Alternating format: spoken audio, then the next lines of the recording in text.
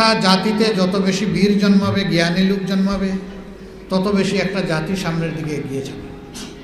আমরা এমন একটি জাতি প্রত্যাশা করি। আমরা জানি গত 15.5 বৎসর এই জাতির উপর দিয়ে কি তাণ্ডবটা চালানো হয়েছে। একথা আর বারবার বলার প্রয়োজন নেই, এটা এখন প্রতিষ্ঠিত সত্য। ফ্যাসিবাদীরা এতটাই অপকর্ম করেছে যে তারা হঠাৎ করে এরকম চলে যাবে, হয়তো বা এটা তারা কল্পনাও করে। এটাও ঠিক যে আমরাও কল্পনা করি, কিন্তু আল্লাহ তাআলার আমাদের কল্পনায় না থাকলেও আল্লাহ তাআলার পরিকল্পনায় ছিল, এবং শেষ পর্যন্ত রাব্বুল আলামিনের পরিকল্পনাই বাস্তবায়িত হয়েছে। তারা এমনভাবে দেশ চালালেন যেন তারা এই দেশের মালিক আর আমরা সবাই ছিলাম ভাড়াটিয়া। তাদের হাবভাবগুলো এরকমই ছিল। বরঞ্চ ভাড়াটিয়ারও একটা মর্যাদা থাকে, সেখানে ওই মর্যাদাটাও দেশবাসীকে তারা দিতে ব্যর্থ হয়েছে। তারা ক্ষমতার প্রথম দিন থেকেই শুরু করে তারা মানুষের রক্ত নিয়ে খেলেছেন। সেনাবাহিনীর অফিসারদের রক্ত দিয়ে সেই যাত্রা ক্ষমতায় আসার পর শুরু হয়েছে।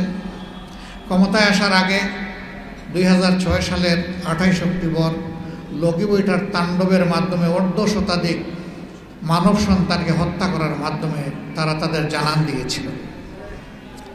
এরপরে 2 বছরের অস্বাভাবিক, অসাংবিধানিক একটি সরকারের হাত ধরে বোঝাপড়া করে তারা ক্ষমতায় এসেছিল। প্রথম আঘাত দিয়েছে এদেশের স্বাধীনতা, সার্বভৌমত্বের প্রতি আমাদের প্রিয় দেশপ্রেমিক সেনাবাহিনীর। তাদেরকে খুন করার পরে তারা আঘাত দিয়েছে জামাত ইসলামের। এই দুইটা দেশপ্রেমিক শক্তির উপর যখন আঘাত আসে, দেশবাসী চুপ ছিল। আপনারা সবাই সাক্ষী। কেউ নিজের জায়গা থেকে বিবেক দিয়ে প্রতিবাদ করেনি। প্রথমটাই ছিল হতভম্ব, আর দ্বিতীয়টায় মনে করেছে ভূমিকম্পটা জামাতের উপর দিয়ে চলে যাক, জাতি বেঁচে যাক।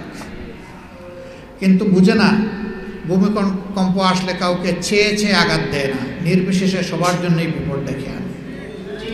সেই দিন আমরা আমাদের সহযাত্রী অন্যান্য দলকে বলেছিলাম, যুদ্ধটা আমাদেরকে নিয়ে শুরু হয়েছে, এখানেই শেষ করুন, সবাই আমাদের পাশে দাঁড়ান, নইলে একসময় এই যুদ্ধ সবাইকে আক্রান্ত করবে। তারা যদি আমাদেরকে দুর্বল করতে পারে, তাইলে আর কেউ দেয়াল সামনে তুলে দেওয়ার সাহস করবেন না, এবং সেটাই বাস্তবে হয়েছে। পরবর্তী বছরগুলোতে সেটাই আমরা গভীর বেদনার সাথে প্রত্যক্ষ করেছি। সবাই আমরা আক্রান্ত হলাম, যারা বিরোধীদের ছিলাম।